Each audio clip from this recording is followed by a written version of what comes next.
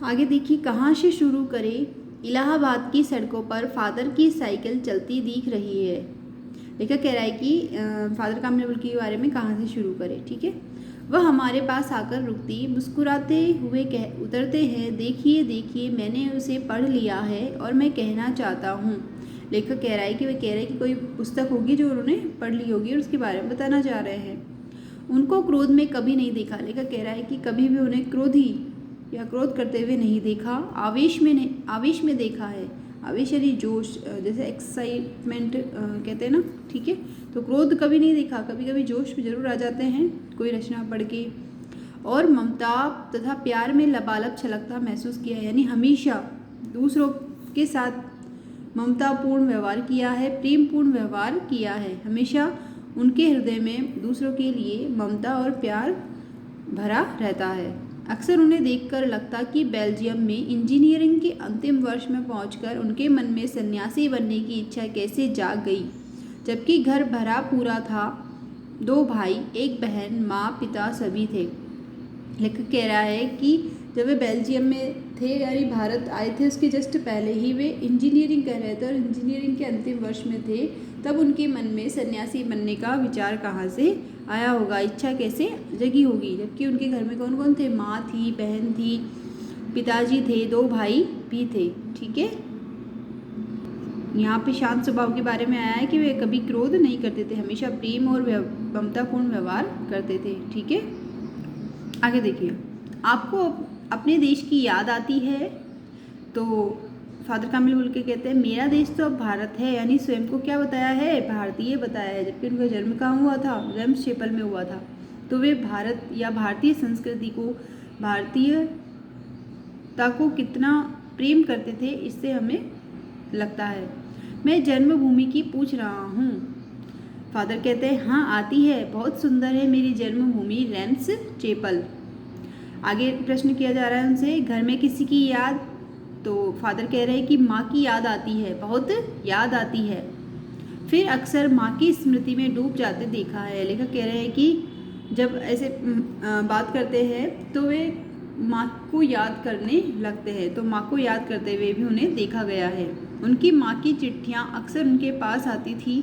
उनके अभिन्न मित्र, अभिन्न यानी खास मित्र थे उनके, डॉक्टर रघुवंश को उन चिट्ठियों को दिखाते थे। पिता और भाइयों के लिए बहुत लगाव मन में नहीं था, यानी ज़्यादा याद किसकी आती थी, माँ की आती थी। पिता और भाई के लिए मन में कम लगाव था। पिता व्यवसायी थे, यानी व्यापार करते थे। ठीक है, व्यवसाय करते थे। एक भाई वही पादरी हो गया, एक भाई काम करता है, उसका परिवार है, यानी एक भाई है, ठीक है, जो तो पादरी हो गया, और एक भाई है जो कोई व्यापार या व्यवसाय करता है और उसका परिवार भी है। बहन सख्त यानी कठोर और ज़िद्दी थी। बहुत देर से उसने शादी की। फादर को एक आध बार उसकी शादी की चिंता व्यक्त करते उन दिनों देखा था। भारत में बस जाने के बाद 2 या 3 बार अपने परिवार से मिलने भारत से बेल्जियम गए थे।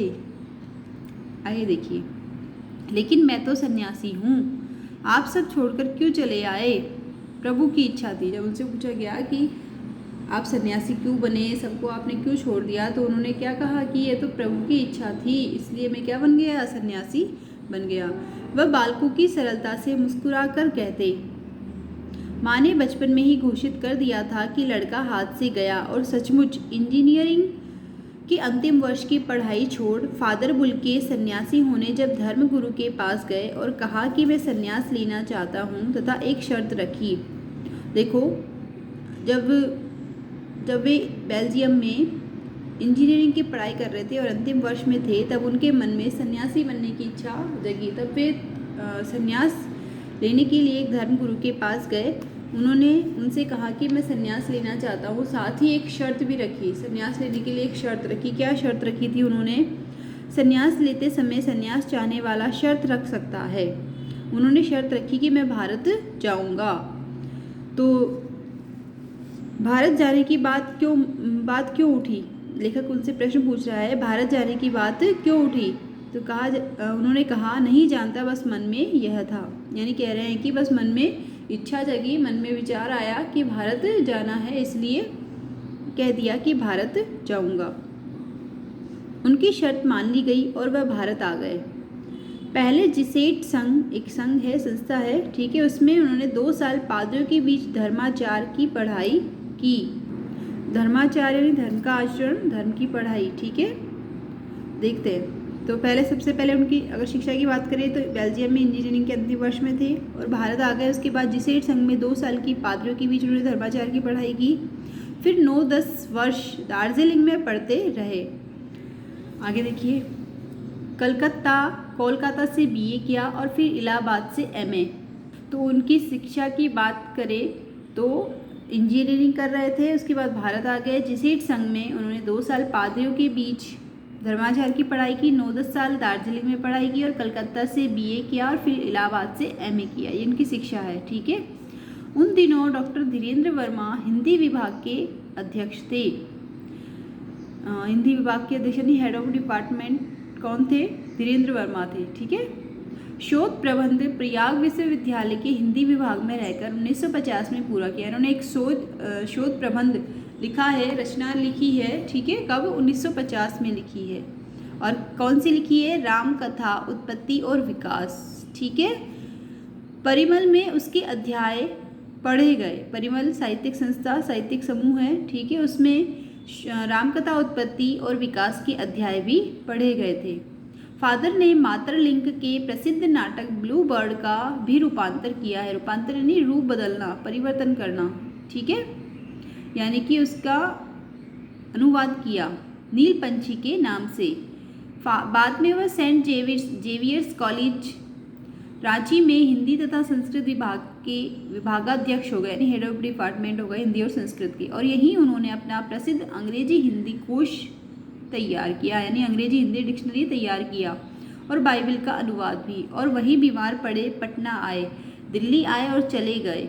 47 वर्ष देश में रहकर 73 वर्ष की ज़िंदगी जीकर। क्या कह रहे हैं कि वे पहले इलाहाबाद में थे, बीमार हुए, फिर पटना आकर वहाँ से दिल्ली आ गए और फिर क्या हो गया, उनका निधन हो जाता है 73 वर्ष की आयु में। और 47 साल कहाँ रहे? वह देश में रहे, भारत में रहे। तो शिक्षा की बात की हमने, अब उनकी रचनाएं देखते हैं। तो शोध प्रबंध लिखा है उन्होंने रामकथा उत्पत्ति विकास 1950 में। इसके अलावा उन्होंने मातृलिंग का एक प्रसिद्ध नाटक है ब्लू बर्ड, उसका रूपांतर यानी उसका अनुवाद भी किया है नील पंछी के नाम से। इसके अलावा उन्होंने अंग्रेजी हिंदी कोश भी तैयार किया और बाइबल का अनुवाद भी किया। ध्यान रखिएगा।